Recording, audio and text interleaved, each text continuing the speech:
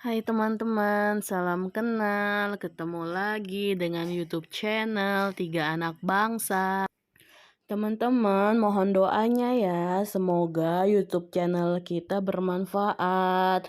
Sebelumnya terima kasih banyak ya buat yang sudah subscribe, yang sudah nonton. Terima kasih banyak. Oh iya, di kesempatan kali ini kita mau cerita. Yang pertama tentang pameran fauna yang ada di video ini, dan yang kedua spesial kita mau cerita tentang pengalaman FBAC. FBAC itu vaginal birth after sesar atau lahiran normal setelah sesar. Semoga cerita ini bisa bermanfaat ya.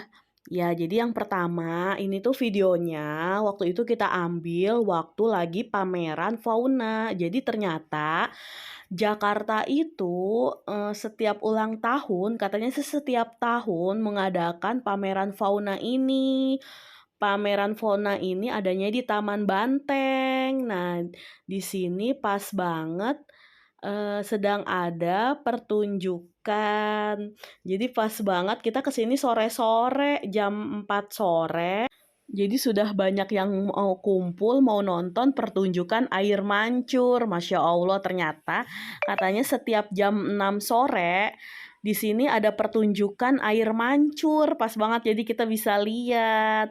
Nah, pameran fauna ini kita bisa lihat binatang, tumbuhan, dan ikon-ikon dari setiap daerah yang ada di Jakarta. Jakarta Selatan, Jakarta Barat, Jakarta Timur, DKI Jakarta. Semuanya memamerkan tentang ikon-ikonnya. Masya Allah, jadi pengalaman berharga banget buat anak-anak.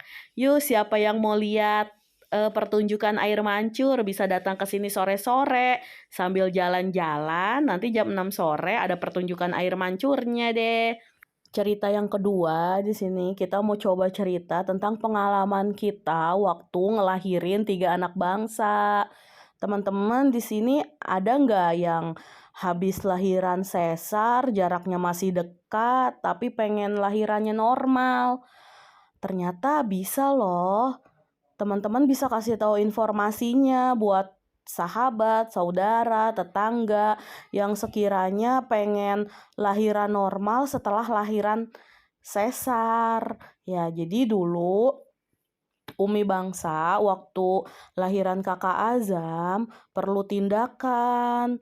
Jadi harus lahiran sesar. Terus ternyata ketika kakak Azam umur 9 bulan, Umi Bangsa dinyatakan positif hamil. Masya Allah, itu benar-benar berita yang bikin kaget, bahagia, campur aduk jadi satu. Soalnya kan abis sesar dengan jarak 9 bulan, kakak Azam masih 9 bulan, ternyata positif hamil lagi. Nah, dari situ Umi Bangsa mulai deh cari-cari informasi bagaimana bisa lahiran normal. Nah, nggak sengaja baca Google tentang orang-orang yang sukses FBAC. Dan ternyata ada satu teman juga yang dia juga habis FBAC juga. Jadi habis sesar terus normal. Dari situ Umi Bangsa coba bilang sama Abi Bangsa, ternyata bisa loh lahiran normal setelah sesar.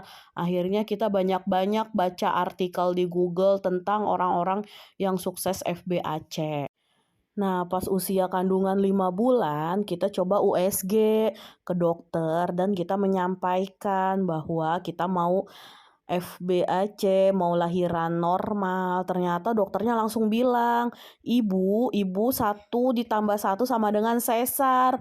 Ya Allah, di situ sedih banget.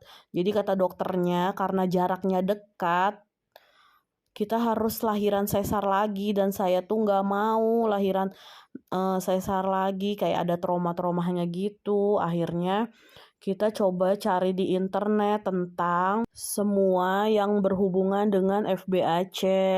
Akhirnya kita ketemu dokter dan bidan yang peduli pada ibu-ibu yang mau melahirkan normal setelah sesar, yang support kita. Akhirnya kita pilih ke bidan yang jaraknya nggak jauh dari rumah kita, dan yang pasti bidannya perempuan.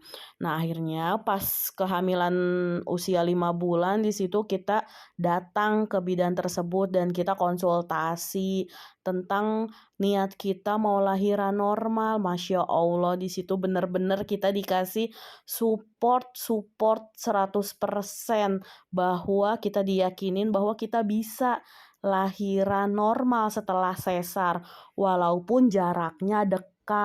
Alhamdulillah. Di situ saya mulai punya semangat buat ngejalaninnya, bahwa masih ada kesempatan untuk bisa lahiran normal.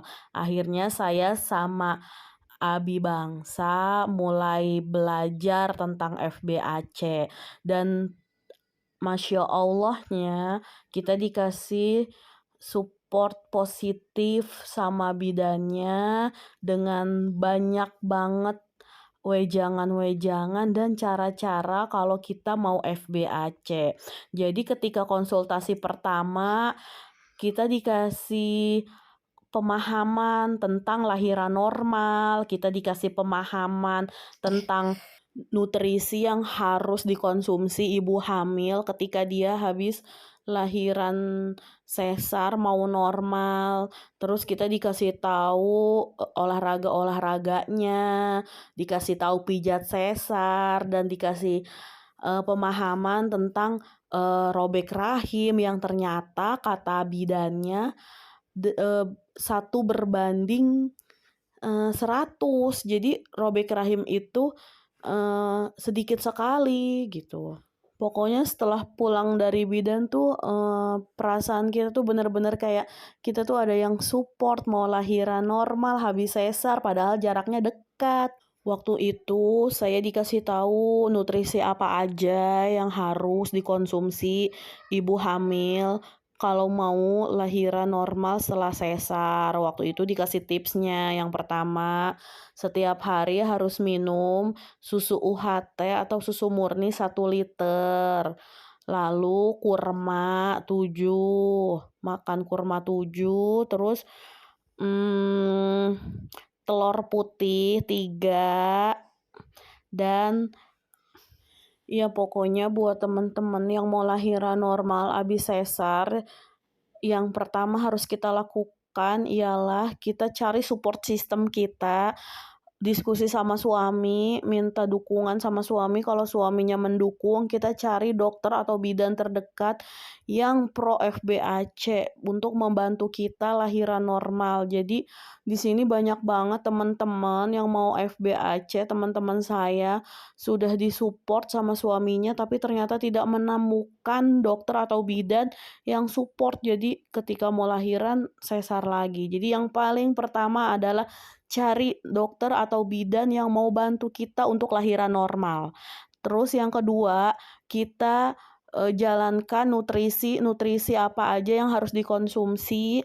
Kita jalankan olahraga apa yang harus kita jalankan. Waktu itu saya ada 5 gerakan olahraga yang setiap hari satu gerakannya 50. Jadi semuanya tuh 250, bisa dicicil dari pagi sampai malam. Dan Masya Allah ternyata Teteh Maryam lahiran dengan berat 4,2 kilo. Masya Allah. Terus Aa Fatih lahiran dengan berat 5,2 kilo. Dan dua-duanya FBAC dengan jarak dekat dan bayi besar. Dan di sana lahirannya benar-benar Masya Allah, lahiran normal, minim trauma, tanpa digunting-gunting, tanpa ngeden. Jadi semuanya pakai cara-cara yang Masya Allah.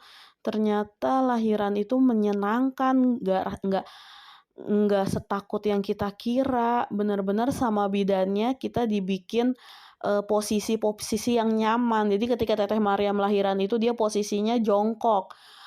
sambil diberikan cerita-cerita ayat-ayat Al-Quran dan kita boleh sambil makan. Kebetulan waktu Teteh Maryam lahiran, saya sambil minum air kelapa sampai 3 bulet, makan kurma sampai hampir setengah kilo. Jadi kita sambil ngunyah kurma, Masya Allah seru banget.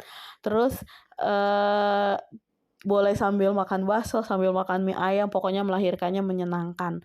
Ya buat teman-teman insya Allah yang mau niat lahiran normal habis sesar jarak dekat, bayi besar dengan izin Allah insya Allah bisa. Tolong yang sudah tahu informasi ini kasih tahu ke temennya yang mau ikhtiar lahiran normal, insya Allah bisa. Ya, semangat ya teman-teman. Nanti kita lanjut lagi tentang cerita FBAC-nya. Ya, semoga bermanfaat. Dah, salam bahagia selalu.